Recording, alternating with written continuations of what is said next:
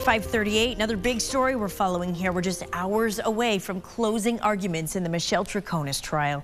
News 8 has been in the courtroom since the beginning, and we'll have team coverage for you throughout the day. This morning, we begin with News 8's Ken Houston live for us in our newsroom with what we're expecting to happen today. Good morning, Ken. Good morning to you as well, Laura. Michelle Troconis is charged with conspiracy in the death of Jennifer Farber-Dulos. Closing arguments in the case are expected to get underway this morning at around 10 o'clock. Now, once that's completed, the six-person jury will get their instructions on how to proceed. Now, throughout the trial, several people have been called to testify, including attorney Michael Rose. He was hired by Fotis Dulos to handle a custody battle with Jennifer Farber-Dulos. Now, in an exclusive interview with News 8's Dennis House, Rose provided us with some insight into his former client and Michelle Troconis. During the interview, Dennis asked the attorney if he thought Fotis Dulos was capable of murder.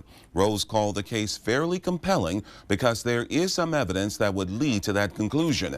He also believes that Michelle is being overcharged and addressed the issue of her ability to fully comprehend the English language. And when you spoke to her, what language did you speak to her? I did speak to her in English. Do you speak Spanish at all? I do not. You do not.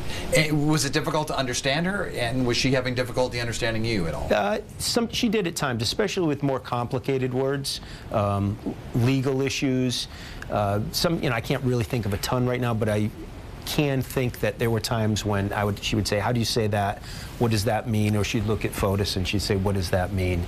And then he would break it down for her.